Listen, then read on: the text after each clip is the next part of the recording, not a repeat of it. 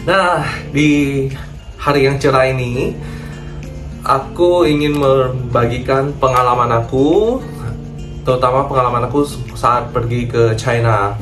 Jadi di sini seperti yang kita ketahui, China itu memblokir aplikasi-aplikasi yang kita gunakan sehari-hari, seperti sosial media nih, contohnya Instagram, terus TikTok biasa, terus WhatsApp ya, dan banyak aplikasi lainnya kita nggak bisa buka. Untuk itu di sini aku mau menginformasikan kepada kalian aplikasi-aplikasi apa aja yang penting dan berguna saat di China. Langsung saja untuk aplikasi yang pertama, itu ada namanya WeChat. Jadi WeChat sendiri yang kita tahu itu kan texting app ya, atau chat app. Jadi kayak WhatsApp. Sebenarnya WeChat ini mempunyai fitur yang sangat banyak sekali dan menurut aku bagus. Fitur tambahannya dari WeChat sendiri itu juga bisa kita share video atau foto langsung dari di WeChat-nya. Terus kita bisa lihat kayak video-video reels, kayak video reels di Instagram dan video-video di TikTok. Terus dia juga ada fitur scan translate. Tinggal arahin kamera kita ke, misalnya banyak tulisan Mandarinnya nih, nah kita arahkan nanti dia auto translate gitu. Nah terus yang keempat, jadi dia ada fitur namanya mini program. Fitur ini memungkinkan kita untuk membuka aplikasi lain tanpa harus download aplikasi tersebut. Selain itu, WeChat juga punya fitur namanya WeChat Pay. Nah jadi WeChat Pay sendiri itu kita bisa menggunakan WeChat ini untuk pembayaran. Tetapi di sini kita harus punya akun bank China-nya dulu, baru kita bisa setup atau connect ke WeChat Pay. Untuk aplikasi yang kedua, ini juga sangat dibutuhkan. Seperti yang aku mention sebelumnya, bahwa banyak aplikasi yang kita pakai pada umumnya itu di blok di sana. Jadi kita menggunakan namanya VPN. Nah ini adalah kunci sakti untuk kita biar bisa mengakses kembali aplikasi-aplikasi yang kita gunakan.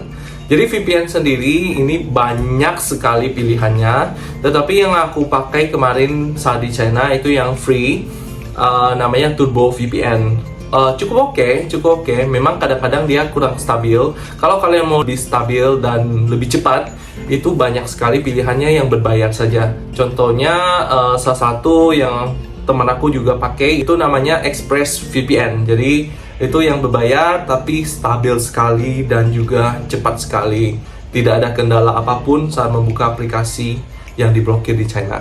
Aplikasi yang ketiga, ini ada namanya Alipay. Jadi Alipay ini masih grup besar Alibaba.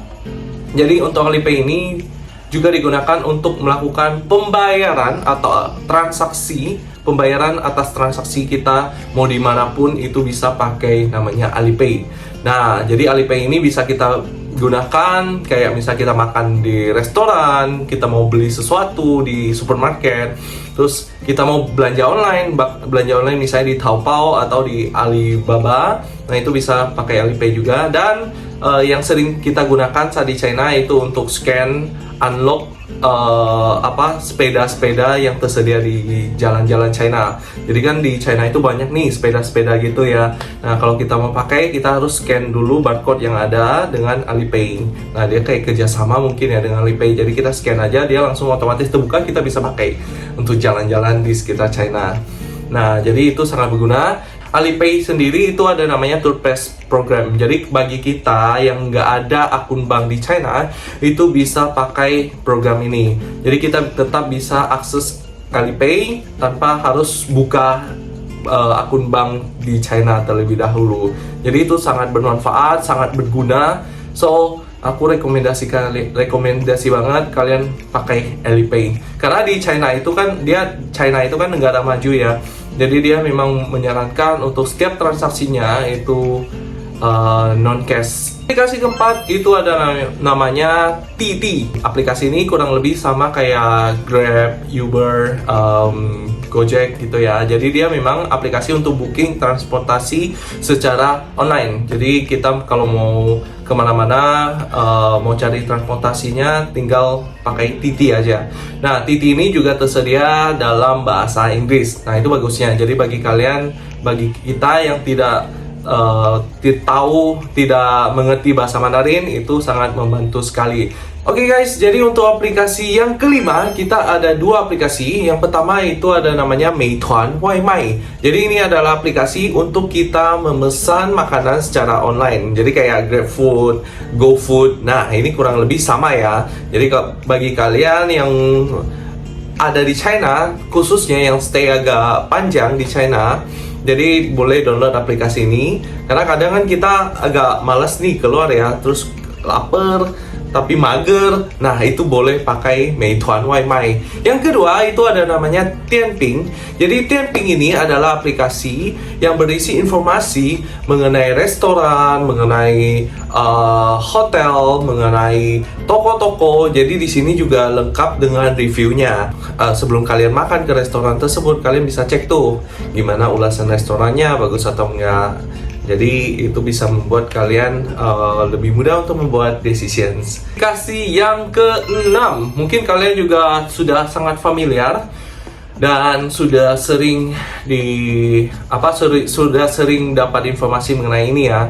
Jadi di China itu ada penggantinya Google Maps juga, namanya Baidu, sama namanya Baidu Ditu atau Baidu Map. Jadi Baidu ini browsernya kayak mirip persis kayak Google, dan Baidu Ditu atau Baidu Map itu mirip dengan Google Map. Cuma di sini kenapa kita harus pakai aplikasi itu?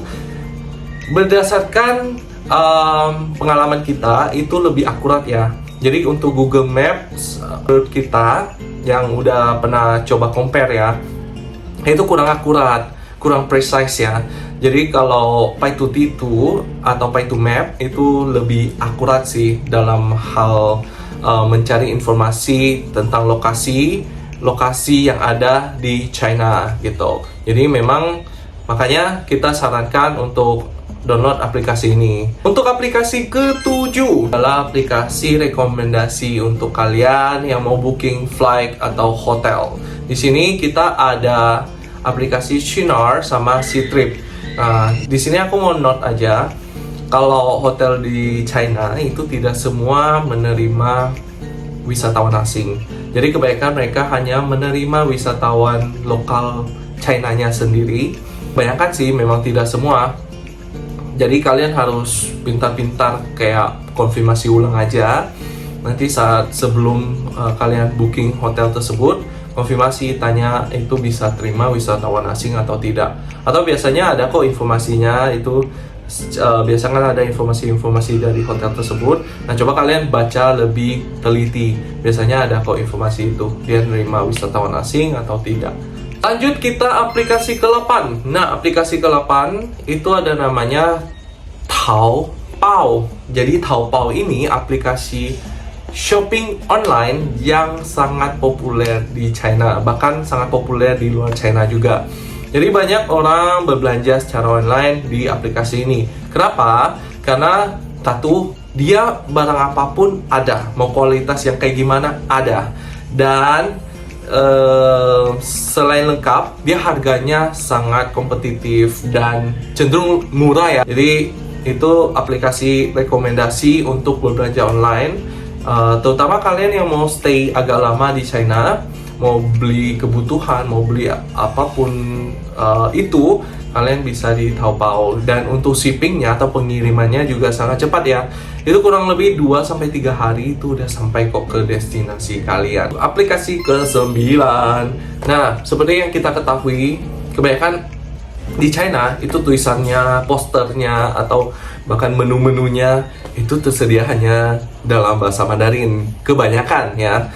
Dan untuk aplikasi juga yang tadi aku sebutkan beberapa itu juga kebanyakan hanya tersedia dalam bahasa Mandarin. Untuk itu kita perlu namanya kamus dalam bahasa Mandarin. Nah, di sini aku ada beberapa rekomendasi. Ada Yang pertama itu pastinya Playco. Ini juga aku pakai sendiri. Kelebihannya Playco itu bisa dipakai secara offline. Jadi kalau kita nggak ada koneksi internet, itu juga bisa dipakai. Tinggal kita tulis saja. Jadi untuk Playco sendiri itu kita bisa carinya search by English dengan bahasa Inggris, atau kita tulis manual. Kalau kita yang bisa bahasa Mandarin, kita kan bisa tulis nih. Nah, tulis saja, nanti dia muncul. Tetapi kekurangannya dia nggak bisa auto scan nih, otomatis translate gitu, itu nggak bisa ya, fitur Playco belum menyediakan itu. Yang kedua itu ada namanya Paitu. Jadi Paitu ini selain tadi browser juga, terus map, dia juga menyediakan Paitu Fanyi. Jadi Paitu Fanyi ini, nah dia memang harus dipakai saat ada internet, tapi di sini dia bisa auto translate. Tinggal kita arahkan kamera kita ke mana yang mau kita translate, dia langsung auto translate gitu, langsung auto muncul apa artinya dalam bahasa Inggris. Yang ketiga ada namanya Weigo. Weigo ini jujur aku belum pernah pakai, tapi banyak juga orang merekomendasikannya. Dari Weigo ini kurang lebih sama dengan Paitu Fanyi. Jadi Weigo ini juga sama, bisa auto translate ya, saat kita mengarahkan kamera kita ke mana yang mau ke daerah yang mau kita translate gitu. Jadi memang lebih gampang. Tetapi Weigo ini juga harus ada koneksi internet, harus online baru bisa pakai. Aplikasi ke-10. Nah, di sini ada namanya China Metro. Jadi China Metro ini adalah aplikasi yang memberikan informasi dan juga untuk kita mengerti sistem dari kereta bawah tanah di China. Kereta bawah tanah di China itu beroperasi dari Beijing sampai dengan ke Guangzhou. Nah, di sini khususnya buat kalian yang mungkin kuliah atau stay agak lama di China, itu kalian disarankan untuk memiliki aplikasi China Metro.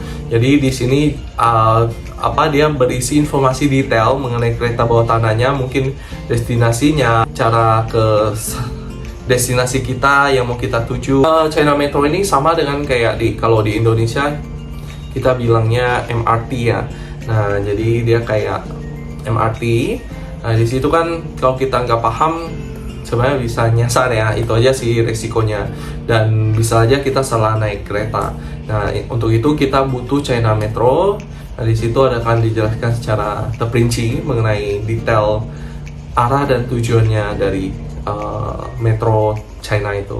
Sini juga mungkin akan dijelaskan mengenai jaringan keretanya ada di mana saja, titik dari keretanya itu ada di mana saja, nanti akan dijelaskan secara detail di aplikasi tersebut. So, itu saja aplikasi rekomendasi, dan menurut aku sendiri itu penting dan wajib ada saat di China. Mungkin kalian ada rekomendasi lain atau ada mungkin aplikasi yang luar biasa lainnya yang belum aku sebutkan tadi, kalian bisa komen di bawah ya. Oke, untuk video kali ini sampai di sini saja, dan seperti biasa aku berharap videonya selalu bermanfaat dan juga berguna untuk kalian semua. Oke, untuk kalimat terakhir, thank you for watching and have a great day. Bye bye.